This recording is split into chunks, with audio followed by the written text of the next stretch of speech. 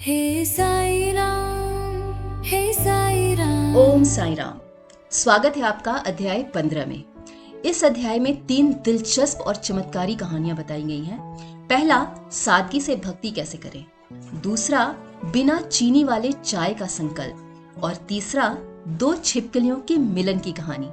यदि आप इनमें से किसी एक को डायरेक्ट सुनना चाहते हैं तो नीचे दिए गए टाइमलाइंस पे क्लिक करें और आप वहां डायरेक्ट सुन सकते हैं, या आप इस पूरे वीडियो को थोड़ा सा फास्ट कर पूरा अध्याय आराम से सुन सकते हैं। ये असली पाठ नहीं है, बल्कि एक सरल और बिल्कुल विजुअल स्टाइल में हमने बनाया है आपके लिए, ताकि आप हर अध्याय को समझ सकें उसमें क्या दिया गया है।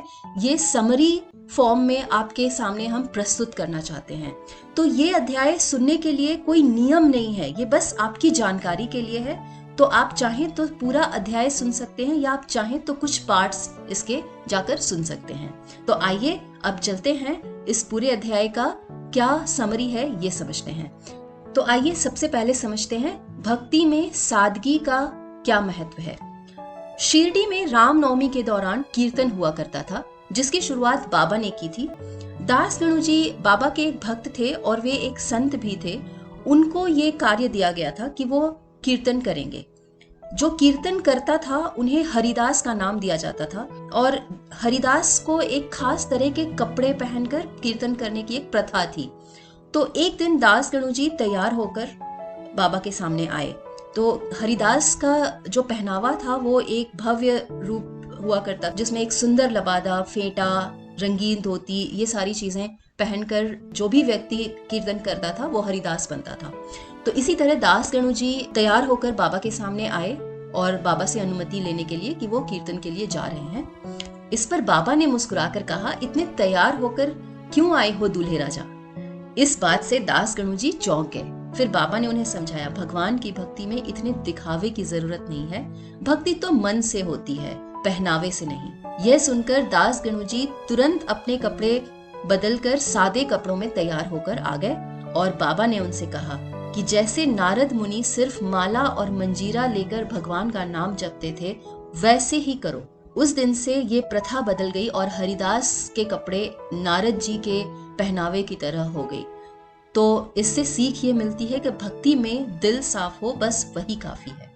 आइए अब चलते हैं दूसरे दिलचस्प कहानी की ओर, जो कि बिना चीनी वाले चाय के संकल्प के बारे में बताया गया है। चोलकर जी करके एक महाशय थे। उन्होंने एक बार दास गणु जी के कीर्तन में बाबा के बारे में सुना।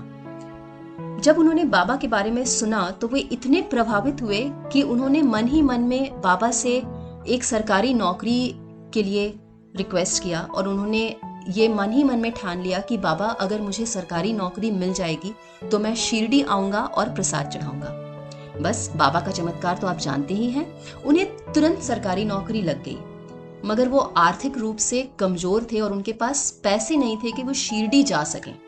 अब उन्हें अपना ये संकल्प पूरा करना था, शिरडी जाकर प्रसाद चढ़ाना था। इस संकल्प को पूरा करने के लिए उन्होंने दूसरा संकल्प लिया कि अब वो जब तक शिरडी नहीं जाएंगे तब तक वो चाय बिना चीनी का पिएंगे, पैसे बचाएंगे और उसी पैसे से वो शिरडी जाएंगे। कुछ ही दिनों में उन्होंने पैसे बचा लिए और वो शिरडी पहुंचे। जब वो शिरडी पहुंचे, बाबा के दर्शन के लिए प्रसाद बांटा और सारी चीजें हो गई। वो बाबा के पास बैठे हुए थे। उन्होंने किसी को बिना चीनी वाले चाय के संकल्प के बारे में बताया नहीं था। वो चुपचाप वहां बैठे हुए थे और बस अपना सारा काम खत्म करके बाबा के नजदीक भक्ति भाव में बैठे हुए थे। जब वो वहां से जाने लगे तो बाबा ने बापू साहेब जोग से कहा, इस मेहमान को खूब मीठी चाय पिलाओ। चोलकर जी हैरान रह गए। बाबा को कैसे पता चला कि उन्होंने बिना चीनी वाले चाय पीने का संकल्प किया था? तो दोस्तों, बाबा हमारे हर छोटे बड़े संकल्प और हर भाव को जानते हैं। अब तीसरी कहानी, जो कि बेहद दिलचस्प और अद्भुत कहानी है, 2 छिपकलियों के बारे में। एक दिन मस्जिद में बाबा और भक्त बैठे हुए थे और दीवार पर एक छिपकली आवाज कर रही थी। भक्तों ने बाबा से पूछा, बाबा, ये छिपकली आवाज कर रही है, ये शुभ है या अशुभ? इस पर बाबा ने मुस्कुराकर बोला, इसमें कुछ शुभ या अशुभ नहीं है, ये छिपकली खुश है। औरंगाबाद से इसकी बहन इससे मिलने आने वाली है। तभी कुछ देर में एक आदमी घोड़े पर सवार औरंगाबाद से आया। बाबा के दर्शन के बाद जब वो आदमी वहां से लौटने लगा तो उसका घोड़ा वहीं रुक गया। वो चलने का नाम ही नहीं ले रहा था। तब उस आदमी को लगा कि शायद घोड़े को भूख लगी है। तब उसने चने की बोरी अपने पास से निकाला जो कि वो उस घोड़े के लिए रखता था। उसमें धूल था, इसलिए उस बोरी को उसने जमीन पर फेंक कर धूल छांटा।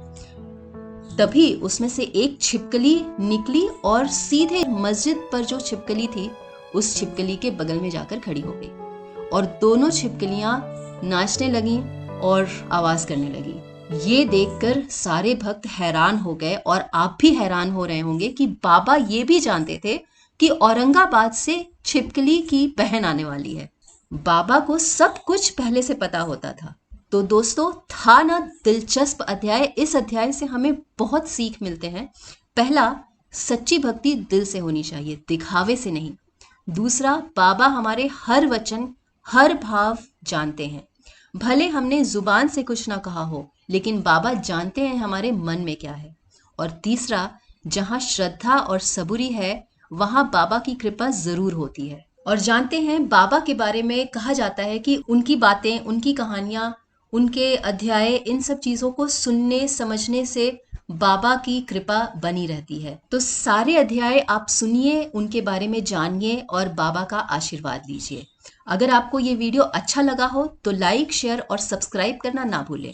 और हाँ, इन वीडियोस को औरों के साथ भी शेयर करिए ताकि वो भी जाने कि बाबा की क्या लीलाएं थी और क्या अद्भुत कहानियां हैं बाबा के साथ जुड़ी हुई। हम अगले अध्याय में मिलेंगे और कहानियों के साथ। ओम साई राम।